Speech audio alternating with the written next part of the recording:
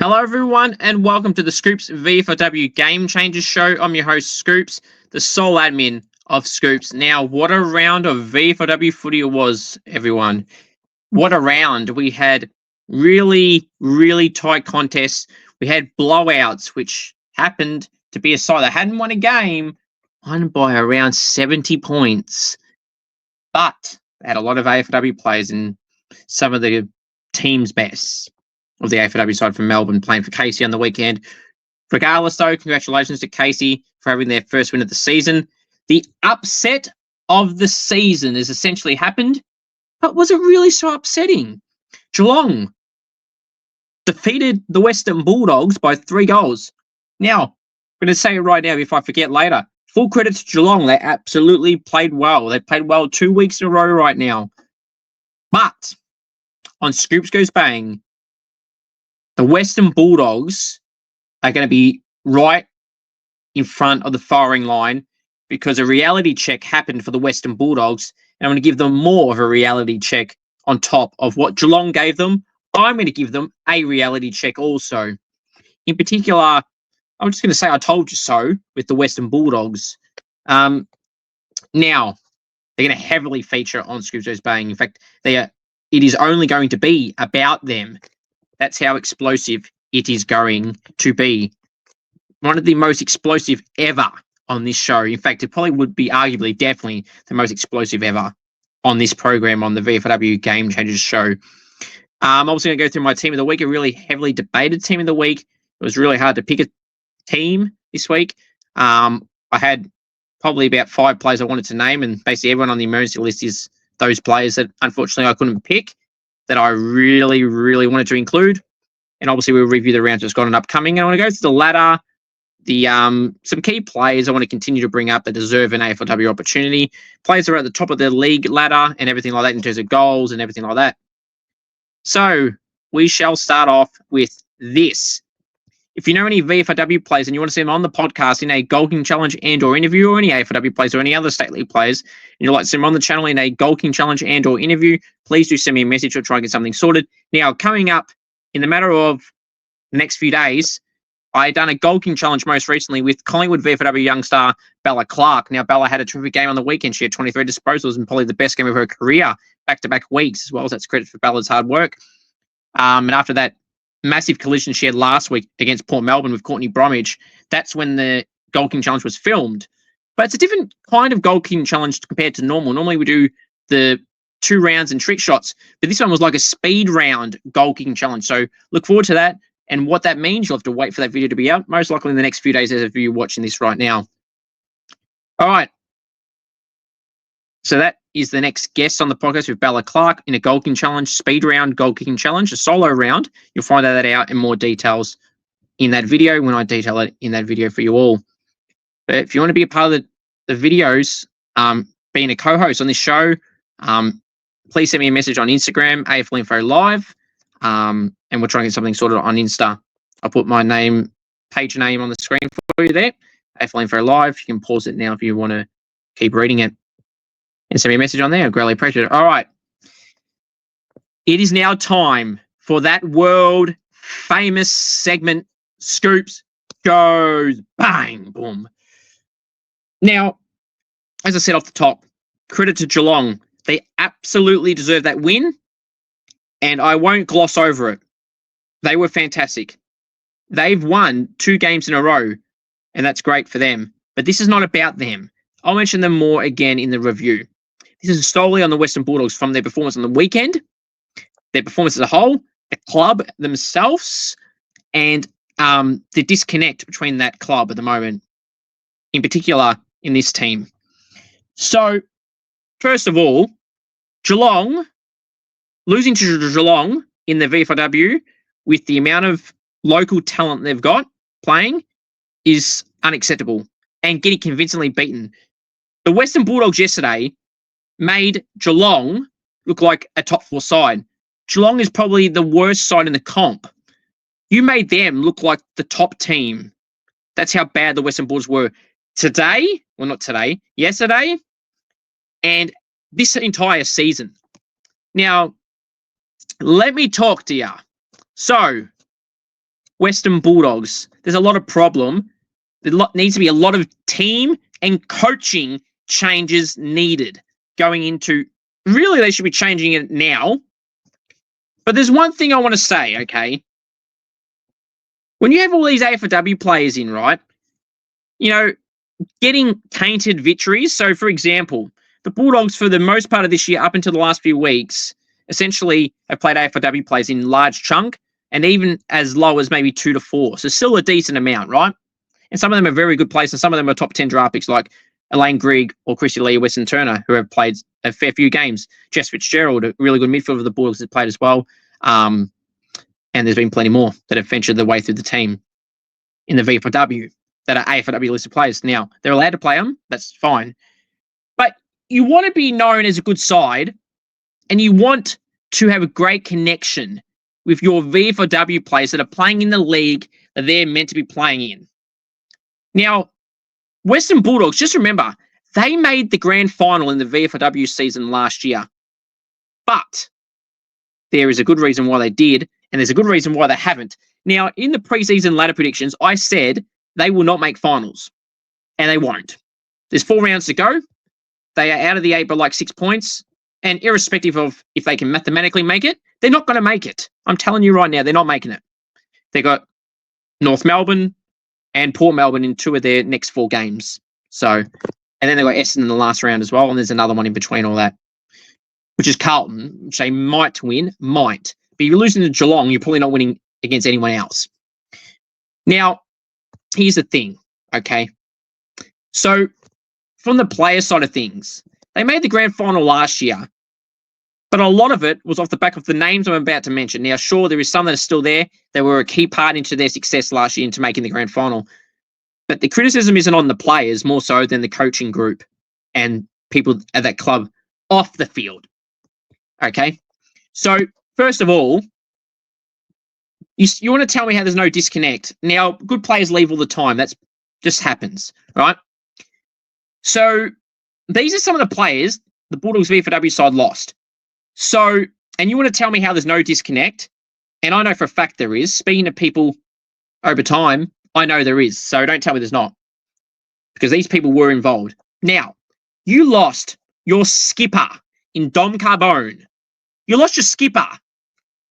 So the person who was leading your side into a grand final left to go join Collingwood and be their skipper and succeeding there, and they're flying. So you lose Dom Carbone, a 23-year-old who's a midfielder and a damn good one, and she was your captain. She just left. You then lost your marquee key recruit from Western Australia in Jamie Henry, who was very stiff not to be drafted, who plays very well as a mid.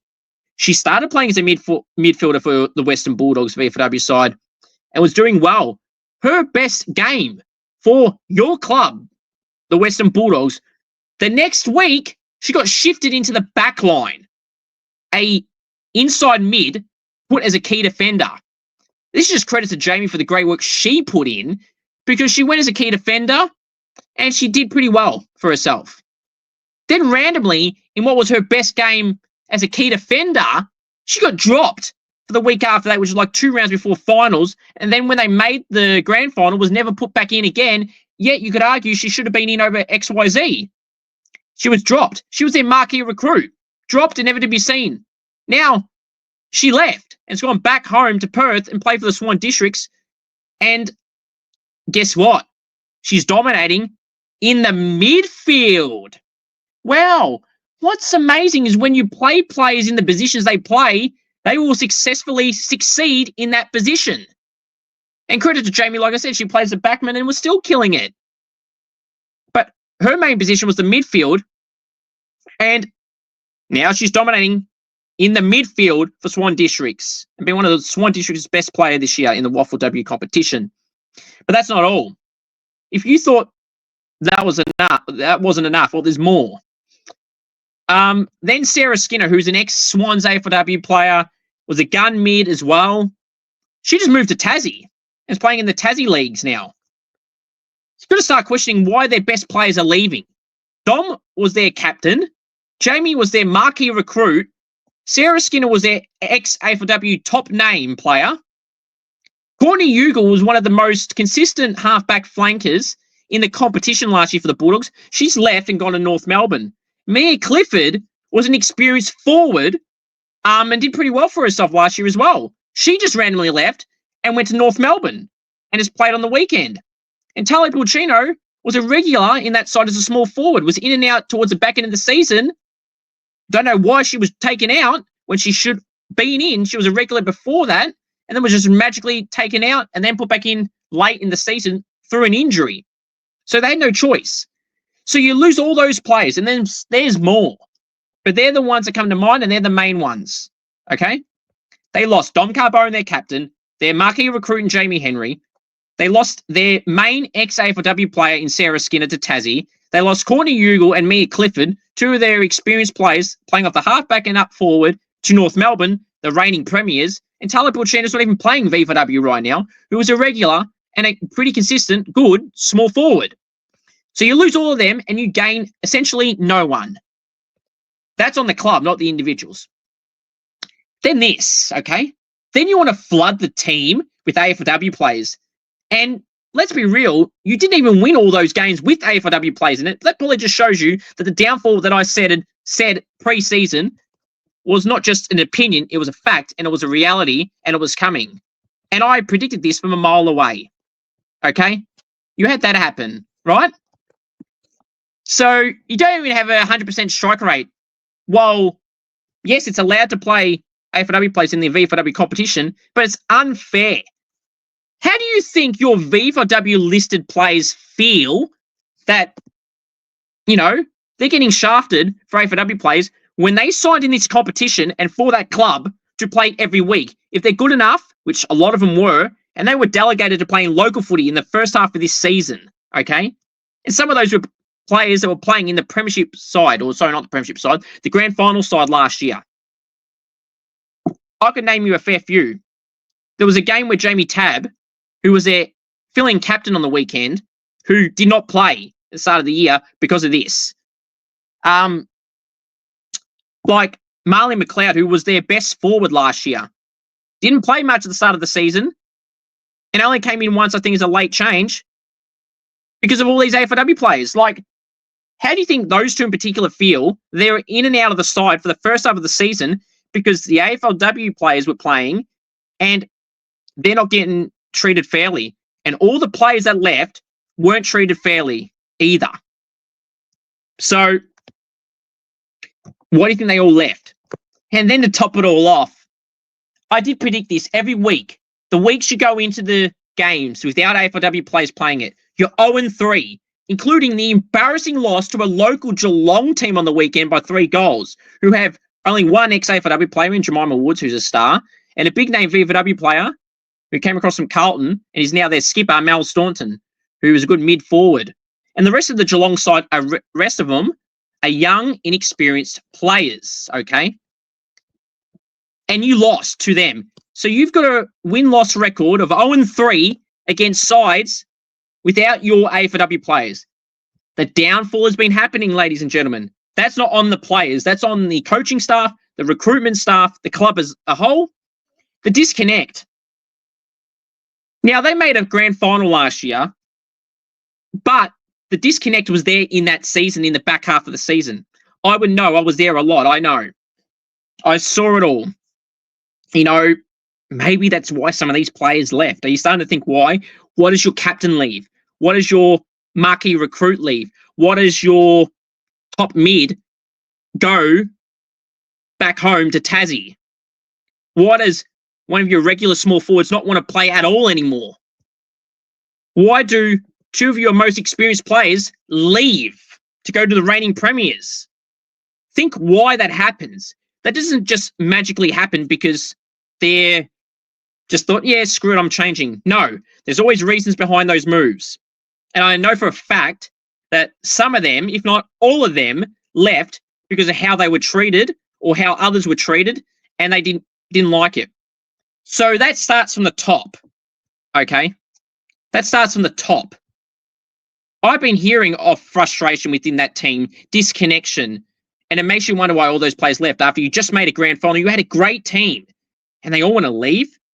Simply, this needs to happen. The coaching needs to change. Seems to be that favourites get picked some weeks and players have been put out of position. I just mentioned some names last year, like Jamie Henry was a mid playing as a backman. After playing well and had her best career game for the club as a mid, next week shoved in the back line.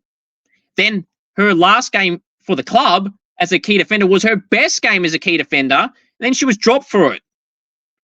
Make that make sense. So that's all on the coaches. That's not on the players. None of this is at the players. This is on the coaching staff, and this is at the recruitment and everyone in that club in general off the field. The players on the field, nothing to do with them. They're doing their best. It's not on them. This is on the coaching staff and other people there. I predicted this would happen before the season even started. I heard about this turmoil, as I said, last year, late in the season when they'd already qualified for finals and all that. They were far better than outside of North than the other sides that made finals, like Port Melbourne and Williamstown, etc. And clearly the turmoil there at the Western Bulldogs VFLW higher-ups and coaching staff still exists. There's more reasons I could say why there is disconnect there and people are unhappy. I'm going to tell you right now, there was a lot of people there that are unhappy. And one key change that needs to change, changes need to be made, and it starts with the coach. Because the coach is the one that has a key part in recruiting players. And if you're losing your captain, your marquee recruit, your best ex-AFLW player, one of your regular small forwards, and two experienced players that play off the halfback line and up forward, and you lose all of them in one hit after making a grand final, something isn't right. And I know it's not right because I've heard it firsthand myself. So it starts from the top. The players are doing their best, but the coach needs to go. Reece needs to go. It's not a dig at him. It's a fact. Because look at everyone else. Look at Collingwood. They started bad this year. They lost the first 4. And Tom, their coach, just got them to change so well. And now they're one of the favourites going into this year's final series. They are a lock right now. They're on fire. No one can beat the Pies right now. And they're my favourite for the grand final as of right now. But one thing I can guarantee you is the Western Bulldogs will not be making finals in this VFLW season. And if they somehow scrape in, whoever they play in the first week of finals is going to send them straight back to reality, just like the Geelong Football Club did on the weekend to the Western Bulldogs.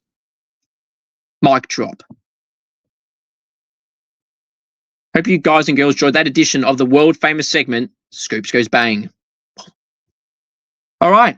Let me know your thoughts down below. Western Bulldogs have been very disappointing this season. The players are trying their best. This is not on the players. This is on the coaching staff and everyone else in between. So just remember that. The players are doing well.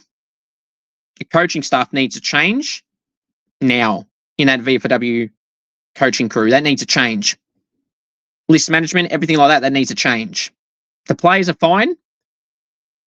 They're going to more question why all those players, again, your marquee recruit, your captain, your two experienced players, a regular small forward, and your biggest name in terms of ex-AFLW players all left in one hit. That doesn't just happen by coincidence. Something's gone wrong, and I'm not guessing. I know because I've heard it from people firsthand involved. So, yeah. Well, that's what they've got to fix. So that's on them. All right. Now it is time to go through my scoops. Round 10 VFLW team of the week. From the back line, the pockets, Maggie McKellar and Tamara Henry. Full back, Jemima Wrigley. Half back line, the flank is Stella Reid and Amelie Prosser-Shaw. Centre half back, Matilda Van Berkel. Wingers, Bella Clark and Abby Vaffel. Centre woman, Talia Sanger. Half forward line, the flankers, Charlotte Blair and Megan Fitzsimon. Centre half forward, Eden Zanka. Forward pockets, Caitlin O'Keefe and Georgia Gall. Full forward, Alyssa Bannon. Ruck, Hayley Peck. Rovers, Eliza McNamara and Amy Trinidad. Interchange, Tash Entwistle, Lily Rose Williamson, Bella Stutt. Hopefully I pronounced that correctly. Apologies, Bella. Charlotte Brewer and Jemima Woods. The emergencies, Paige Price, Sophie Locke, Octavia D. Donato, Mecca Morrissey, and Brooke Plummer. Now, reasons for these selections. All right, let's get that banner off for just a second. So, I mean, lots of these players pick themselves. Okay. In fact, all of them do, really. Now, Maggie for Port Melbourne, she had like 10 intercept possessions for Port Melbourne on the weekend when they destroyed Carlton. So she deserves to spot on the side. Jemima Wrigley had about, I reckon, around 9 intercept possessions for Williamstown in their close loss to North Melbourne. Or close game, I suppose. Tamara Henry for the Pies in their good win over the Box Hill.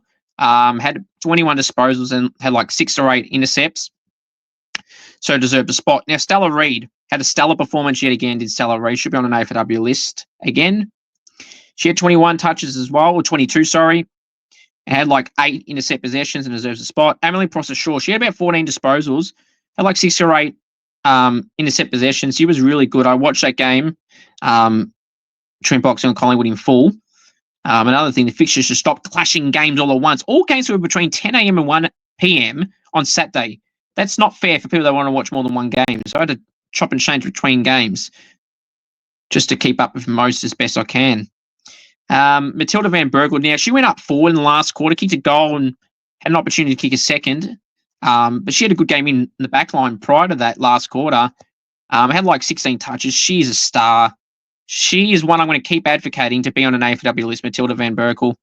Now, Bella Clark, who is on the poster here on the right, she had 23 disposals, had like 6 clearances, really, really damaging off the wing. Her ball use, like Talia is saying, which I'll get to in a second, was elite. Bella was not just like kicking it and hoping. She was hitting a target, thinking, hitting the target really well, giving them a good lead to get it on their chest and mark it. Her delivery to her teammates was phenomenal. That is definitely her best game in her career, and really in back-to-back weeks. So that's credit to Bella's work. So well done to Belle. Talia Sanger, like Stacia Stevenson, like Amy Trinidad, like Matilda Van Berkel and Isla Baldwin, I'm going to keep advocating for Talia, along with those names I just mentioned, to get drafted. Superstar, 32 disposals. Again, superstar. Sorry, 26, but basically had 32 because she was so dominant. Had like her ball use as well, like Bella, was phenomenal. Pinpointing targets, hitting them out, lace out. Their efficiency for both players were really high compared to most players in the game. So credit to both those girls for doing the work they're putting in, and the Pies are as a whole. And Talia's work is just phenomenal. I'll be shocked if she's not on an AFLW list by the end of this season. I really will. She's been the best young player this year now, along with Stacia Stevenson, Amy Trinidad, and Isla Baldwin.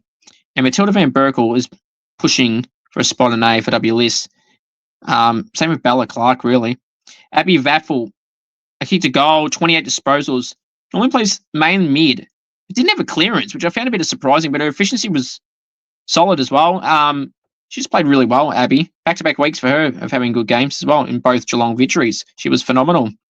Charlotte Blair kicked a goal in 21 for the Roos, playing forward mid. Just phenomenal, and that's a lock.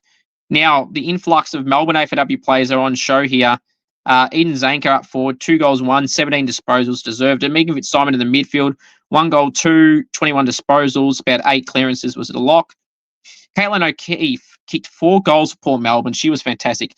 The last goal that Caitlin got was just phenomenal. The bounce was, you could say, maybe unlucky for the Carlton defenders, but the skill of Caitlin O'Keefe was on show, and that's why she's in the top 5 for the Coleman medal race. Alyssa Bannon, the Demon, had 3 goals, 10 disposals. Alyssa Bannon's a star in the AFLW for Melbourne, and she was on show for Casey in their huge win over Essendon. Georgia Gall, a young key forward who I think had a breakout year at the back end of last year in the AFLW. She's going to have a great season for the AFLW. Mark my words with Georgia Gall. 2 goals, 10 disposals, like 6 marks. She was 5 marks, and she was great. Hayley Peck in the ruck, who is on the left of this poster from Geelong. 21 disposals, like 30 hitouts. I mean, she didn't win the hit-out battle against Leigh Swain from Bulldogs, but she won the overall contest by far. 21 disposals, like 40 clearances, around 30 hit-outs, sorry. She might get 40 clearances one day. She's that good in the ruck. And a ruck that gets a lot of the ball, it's the time of the ruckman that get disposals. The time of rucks that get 3 disposals and 30 hit-outs, those days are over, essentially. So you need to be a ruck like Hayley Peck and Paige Price, who's on the emergency list. You need tall, agile rucks nowadays. They're the ones you really, really need more now in all football, not just particular leagues, but every league of football in every competition. They're the ones you ideally need the most. She was phenomenal. Eliza McNamara had 40 disposals. I expect nothing less from a superstar from Melbourne's AFLW side. She's always been good for Melbourne's AFLW side on the wing, playing more midfield on the weekend. Eliza McNamara, she's a star. 40 disposals, 19 of those contested, like 12 clearances. She's a star. Plays on the wing in the AFLW. Obviously played more midfield in this team. Batting another string to her bow, playing inside mid as well. She's one to watch this year as well. If Melbourne are going to make finals, besides Kate Hoare and, Tyler Hanks and, Maeve Chaplin and co, Eliza McNamara is going to have a big say in that, along with Georgia Gall. Amy Trinidad was the sole good player for Carlton and probably the only one. She was fantastic with 25 disposals, 8 clearances. Amy just does what Amy does. She'll be on an AFLW list. I don't know how many times I need to say it. She's a superstar. Tasha Entwistle, who is putting a great patch of form. The former East Freo product from the VFLW competition, played for WA in the state championships last year. Unfortunately, wasn't drafted. She was in my power rankings to be drafted, and I feel like she still should. Playing mainly wing last few weeks, been mixing between halfback and wing. Her run is very, very noticeable. She's really good at that. I could just tell the work she's putting, making the jump from WA to Victoria to play VFLW footy when she easily could have stayed home and played in the VFLW side for East Freo, but it's taken the leap to VFL to try and further enhance her chances to make an AFLW list, and she's doing everything right now as Tash. She was Sandy's, well, I wouldn't say sole best player, but one of the few that was good for Sandy on the weekend. Tash had like 15 disposals, like 8 clearances. She was fantastic. Her run and her kicking is really, really noticeable too, like Bella and Talia as well. Lily Rose Williamson had 26 disposals, had like 9 inside 50s. She was really good. I feel like the reason I didn't put her on the field is because I don't think her efficiency was as good. There was a lot of kicks that led to scores. I think she had 7 scoring involvements off the top of my head. So she deserved a spot in the team. But if you want to pinpoint reasons as to why it wasn't on the field, I had to say Talia or Amy. It was maybe a few kicks too much in the air, but she was still very good. That, were turned over. So Lil was fantastic. Bella Stute was phenomenal for Port Melbourne. 21 disposals or 20 disposals. She was phenomenal. Through that midfield part of the field for Bella, she was fantastic. Charlotte Brewer on the wing for the Pies, along with Bella. She was really good. She didn't have high numbers this week. She had like 14, but again, her decision-making, her skill, her run was very noticeable, like Bella and Talia. And I feel like those 3 have been their most improved players this year, for sure. And they're exciting to watch if you're a Pies fan. And Jemima Woods, the ex-Tiger playing for Geelong, the lone AFLW player, former AFLW player, lone meaning the only ex-AFLW player in that club's list as well, let alone, that's playing at the moment anyway in this season. So she's been really good. Woodsy kicked a goal, had 14 disposals, 2 contested marks, a late goal at the end of the game. In the third quarter, I think, on the verge of 3-quarter time, I think it was. She's a star. I'd like to see Jemima Woods on an AFLW list again because she's proving that she deserves another opportunity. The Paige Price I thought of 2 rucks, and she would have easily been the next ruck. I almost put her in over Hayley Peck, but the dominance that Peck had against her opponent in Swain compared to Paige Price with Mackenzie Bourne and Erin McKinnon, but mainly Mackenzie Bourne, I thought just kept her out because Mackenzie kicked 2 goals. Sophie Locke, 2 goals as well. She was the next small forward or forward in general to make the team. Octavia Di Donato had about 24 disposals and 12 tackles. You could say she's stiff, but her efficiency let her down. Mecca Morrissey had 12 clearances, so she was very stiff. It was almost named. And Brooke Plummer, 24 disposals and about 8 tackles was good for Essendon and was also close to making the team as well. Let me know your thoughts on my team of the week down below. All right, now let's go review the round 10 games. But before we do that, congratulations to Nike DeJock, who's currently leading the goal-kicking list in the VFLW competition by 10 goals so far. She is on 27 goals. Caitlin O'Keefe, after kicking 4 on the weekend, is now in second place on 17 goals. Equal third on 14 goals is Jess Matten and Monique Di Matteo. Jess kicked 1 goal yesterday on her birthday, which put her into equal third. Monique Di Matteo has rarely kicked a goal the last 3 or 4 weeks, so she's fell down the pecking order. Speaking of pecking order, Amelia Peck, Millie Peck, former Tiger, 13 goals. Look, Nike's going to win it, but I think Millie Peck, if anyone's going to get close, I think Millie or Caitlin are a really good shout to be close to Nike. But I don't think no one's catching Nike DeJock in the goal-kicking leaderboard. So congratulations to Nike, who I think's already got it locked up with 4 games ago. She's got the Coleman locked in. Locked and loaded. She's winning it all. And will the Roos win it all? We'll have to wait and see. Now, normally I don't bring out like midfield stats and everything and ruck stats, but I'm going to bring up some stats here. Paige Price, who is a lock basically for my All-Australian ruck. The question more for me will be, do I include Paige Price and Hayley Peck in my All-Australian team?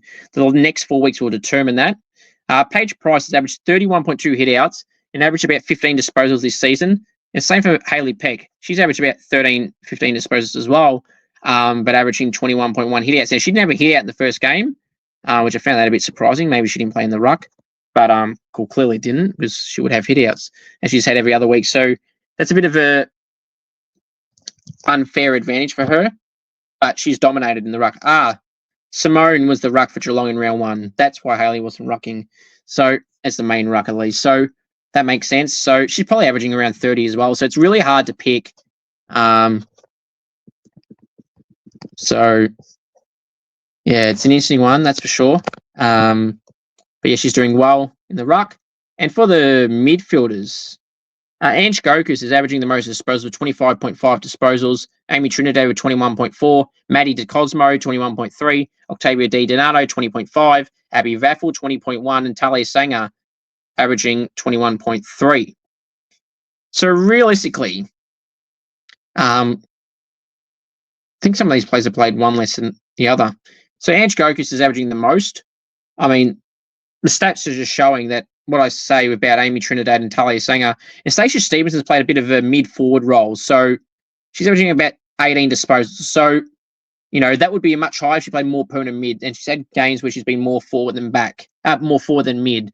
So she's essentially up at the same category as those girls as well, and doing very well for herself. So congratulations to those girls, and good luck come the end of the season, because the Scoops VFLW medal, the inaugural Scoops VFLW medal, will be after round 14. So the last home and away round of the season that week will be the extravaganza show of the Scoops VFLW medal. Who will be crowned the inaugural Scoops VFLW medal winner for 2025? The inaugural winner will be etched in history. The inaugural Scoops medal winner in the AFL was Jack McRae. The inaugural Scoops AFLW medal winner was Jasmine Garner. Who will join Jack McRae and Jasmine Garner in history as the first ever Scoops medal winner? This year we'll find out. Or will we have a tie like I had in last year's AFLW? Last year's AFLW medal, Scoops AFLW medal, I had a 4-way tie. Mon Conti, Jazz Garner, who's a 2-time Scoops medal winner, Jazz Garner, Ashradell, Mon Conti, and Ebony Marinoff. Who will join those names in history? Jack McRae, Took Miller, Tom Green, Jack Sinclair are all Scoops medal winners. All those names I just mentioned are all Scoops medal winners. Who will be the inaugural Scoops VFLW medal winner? Let's go. And we'll find out in 4 weeks' time. It's going to be a good one. Right. So let's recap the game, shall we? So first game, Williamstown 12 to North Melbourne 33. 4 goals 9 for the Roos. So if they kick straight, I feel like this could be more. But then again, Williamstown kicked 1 goal 6. So they were inaccurate as well. Clearances galore in this game. Tackles galore. Yeah, you know, the Roos, I did say if this was a shootout, North would win easy. If this was close, Williamstown had a chance, but North would still win, and that's what happened. Charlotte Blair kicked a goal in 21. She was good. Nike to Jock was well held, actually. She did kick a goal, but probably had her quietest game of the season. She had like 5 touches with her 1 goal 1. But Nike's a good forward. She'll bounce back next week, no doubt, against the Bulldogs. She'll probably match up on Tams and Crook, which would be a great matchup to see. But yeah, the Roos got the job done. They're on top of the ladder by 2 points, and they probably do deserve that position on the ladder at the moment. Now, Darebin and Sandy, really, really interesting this game. A lot of tackling, a lot of pressure, a lot of chances. Darebin 1-4-10 to Sandy 2-3-15. Darebin had the ball in their 50 in the last few minutes, and I was getting a bit nervous watching the end of this, as Sandy's my side, and seeing it go like this. You cannot lose to Darebin in the position you're in the ladder. How important it is. You can go to second if you win this. Just held on. Tashan Whistle was great. Grace Hodder had 18 tackles. There was 6 players over 10 tackles, which just shows you how contested this game was. Grace Hodder had 10 disposals with 18 tackles. Monique Di Matteo had 17 tackles. There's a few other players in over 10 tackles. It was just amazing to see those stats. But Sandy, again, the inside 50s. Darebin won the inside 50 count. It was like 29 to... not 29. Not 29. It was 27, I'm pretty sure. Let me just double check. 27 to 19. So Sandy, again, they had the lowest count ever in VFLW history against Collingwood a few rounds ago, having 13 inside 50s. That was unacceptable, and that was bad. But this week, they had 19 and 1. Consider themselves lucky again. That's the concern I have with Sandy going into the forward line, going into the finals. Scraping over against Darebin, scraping over against Carlton, scraping over against Casey. Like, come on, you got to do better against the bottom sides. Beat Bulldogs easily last week, which was great by 4 or 5 goals. That was great. Had the draw with Port Melbourne. That was fine, although we should have won that. So you've got to improve against these sides. You've got to put them to the sword. Show them why you're second on the ladder and they're down the bottom. Got to score a bit more. The one thing I will question is why was Stacey Livingston playing in the forward line when she's a great key defender, and her 2 games prior to the weekend as a key defender, she was basically best on ground for Sandy both games. If not best, very close to. In the top 3 for certain. So I question that move. We won in the end, so I guess it doesn't matter. Sophie Locke kicked out 2 goals with her 13 touches. She was really good. Was Soph, yet again. And Jagokas was Darebin's best player, along with Kaylee Ryan, who I thought played a part as well. But yeah, move on to the next game for Sandy. And Darebin's season is over, if it wasn't already. The next game, which was... Wow. What do you say here? Essendon 2-6-18. Casey Demons 10-13-73 by 55 points. Well, it's Essendon VFLW versus Melbourne AFLW, because Melbourne had about 10 AFLW players: Alyssa Bannon, Megan Fitzsimon, Eden Zanker, Taylor Harris, Alicia Pisano, Georgia Gall, Amelia Dethridge, Maggie Mahoney. And then last week they had Molly O'Hare, Maeve Chaplin, Talia Gillard, Loz Pierce. So now they're doing it differently to the Bulldogs, but it's great to see Casey get a win, don't get me wrong. This doesn't reflect on Essendon at all, this game, because it was an AFLW team versus a VFLW team. The AFLW team were always going to win. And that's why I said if Melbourne played the AFLW players, they would win this easily, and they did. But credit to them, but just great though. I feel it's more good for the VFLW girls for Casey that have been playing all year, like Tyler Byrne, Tegan Williams, and some other players that were playing on the weekend. Delaney Madgen, and girls like that. They've been part of the side all year that have got to experience a win. I'm happy for them. But don't get carried away as like thinking the next game's going to be win if there's no AFLW, because it's probably not going to happen. But great win. Fitzy was awesome, 21 disposals in the midfield, 8 clearances. Alicia Pisano had about 12 touches for a small forward, kicked a few behinds. Eden Zanker kicked 2 with 17. Taylor Harris kicked a goal in 14.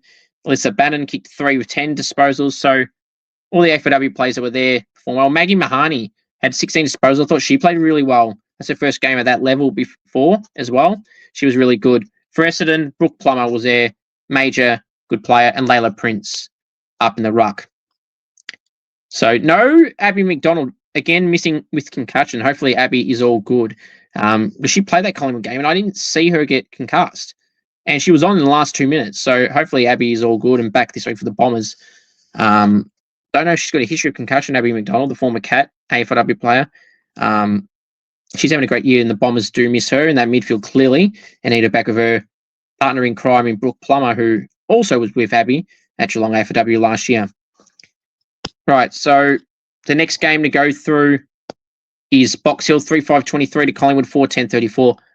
I think the margin kind of flatters Box Hill a little bit. I feel like Collingwood were in control in the first quarter. Second and third quarter was a little bit in their control, but they couldn't get on the scoreboard in terms of goals. Then the last quarter was all Box Hill. Matilda Van Berkel went forward, kicked a goal. Jess Matten kicked a goal. Matilda went for a second shot, just missed. So I feel like a few little things go Box Hill's way. They could have stole this. Now, Box Hill were robbed the first time they played them at Vic Park, which is when I filmed it, for the time wasting. That's within the rules. That shouldn't be a rule. So they wanted a bit of revenge. The umpiring was better in this game, but the result was very similar, unfortunately, for Box Hill. This time in better conditions. Last time it was pouring for half the game. In fact, 3/4 of the game. But yeah, credit to Collingwood getting another victory over Box Hill. They may face each other yet again in finals, as both will play finals. Stacia Stevenson was good for Box Hill. Isla Baldwin was really good. Paige Price was really good again. Emily Prosser-Shaw was really good. Matilda Van Berkel was really good. For Collingwood, Bella Clark was fantastic. Charlotte Brewer was fantastic. Talia Sanger was fantastic. Tamara Henry was really good. Casey Lennox was really good. Who else? Amelia Peck. Amelia Peck was fantastic. The whole side was really good for the Pies, and that's something they've shown in their wins since their first win to now, because it's 6 in a row. The consistent amount of good performances they've had. Dom Carbone can't do it every week. Talia Sanger can't do it every week. Bella Clark can't do it every week. Millie Peck can't do it every week. Courtney Jones can't do it every week. Molly Eastman, who was also good, can't do it every week. So, it's good to see the best players on the ground in each individual game are changing. It's not the same few. And you need a good list going into finals. And they've had a settled side lately, the Pies. Caitlin Matthews, who played for the Saints, who came back from injury last week, was a late inclusion, was out this week, which just shows the strong depth that the Pies have. But credit to the Pies for the win here in Box Hill, just so close. Something that wasn't close was this Carlton game. Carlton 2-4-16 to Port Melbourne 12-4-76. Tom and the coaching crew at Port Melbourne and the girls will be absolutely happy with that 60-point smashing of Carlton. Not surprised at all. Now, you would have to keep a lid on it. They're in the top 6 now, Port Melbourne by 2 points over Essendon. They've got a good challenge this week, Port Melbourne. So, against Williamstown at Port Melbourne, which we'll get to shortly. So, the run home for Port Melbourne is going to be 50-50, just like Essendon, to see who realistically gets the last spot. I feel like Port Melbourne will get it, as they've got 2 easy games in the last few rounds, in particular Casey. So we'll wait and see. And Essendon got to basically all games are 50-50, bar this week's game against Darwin, which they should account for. But the other 3 for Essendon are 50-50. Port Melbourne should win 2 of them and a 50-50 for their other 2 games. So we'll wait and see what happens. But Port Melbourne destroyed Carlton, as expected, 60 points. Caitlin O'Keefe, superstar, 4 goals and 10 touches. Ava Seaton, about 17 disposals. Bella Stoots, 20 disposals. Emily Harley was back from a long-term injury. She kicked a goal, was good to see. Just the whole side for Port Melbourne. Adams in the side, Davey as well. They were good in the back half. Maggie McCullough, who was in my team of the week, she was phenomenal. All the Port Melbourne goals were great. In particular, Caitlin O'Keefe's last goal, which I believe I just mentioned off the top of the show. Phenomenal goal. Go watch it back. Courtney Bromwich kicked a really, really nice goal. This was the best goal I've seen in terms of everything this year. I'm not including shots on the boundary or check sides, those type of goals. Like just general play goals that aren't from the boundary, essentially. That's the best goal I've seen all year. And I spoke to Courtney about that. The team are really up and about with that goal. That was phenomenal. That was superb.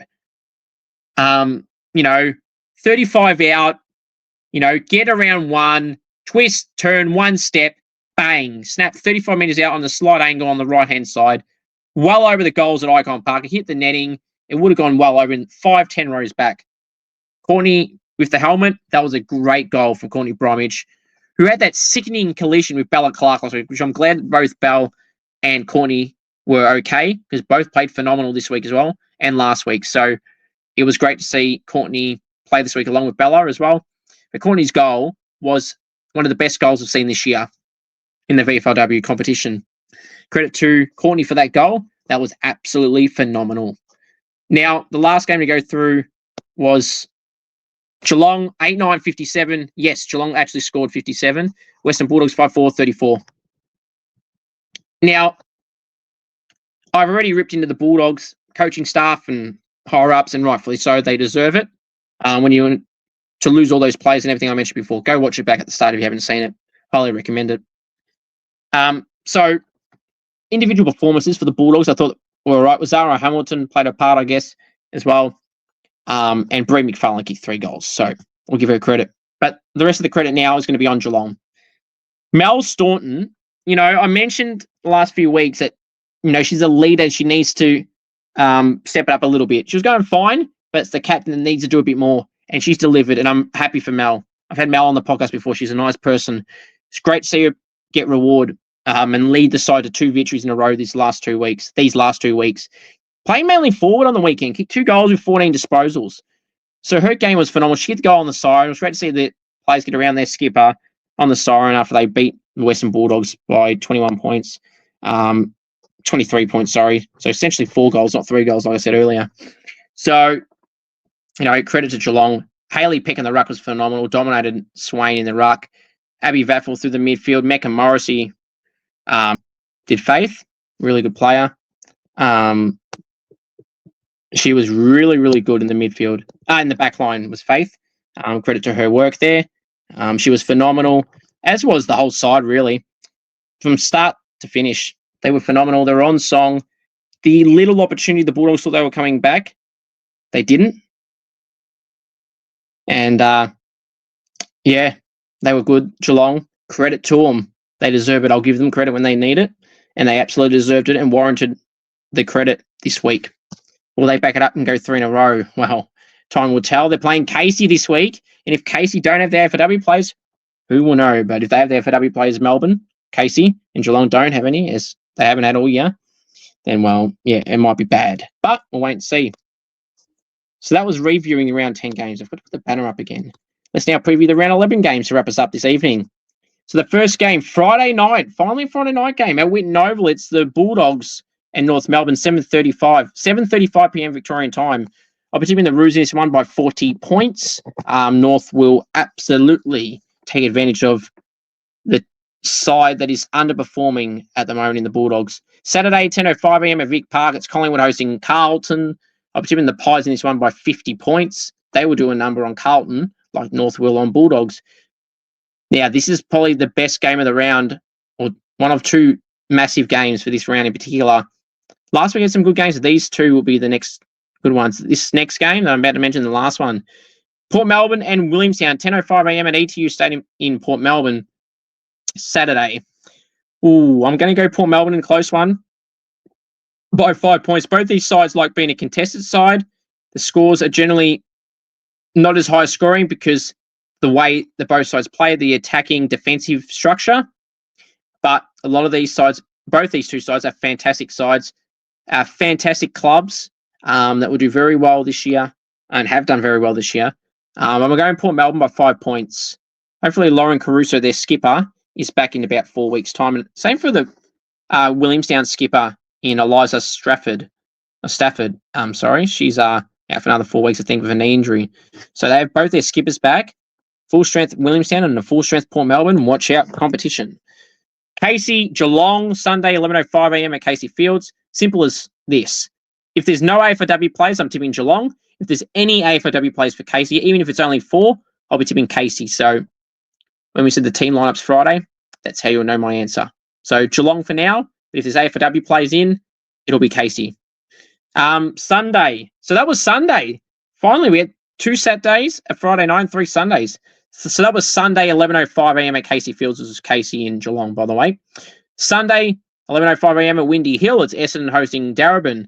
Essendon can forget about last week. They played an AFLW side. Essendon will beat Darebin by 30 points.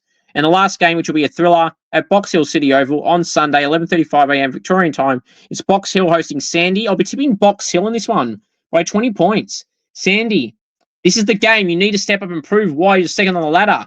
Probably got a bit lucky. Prove them wrong. Prove everyone wrong.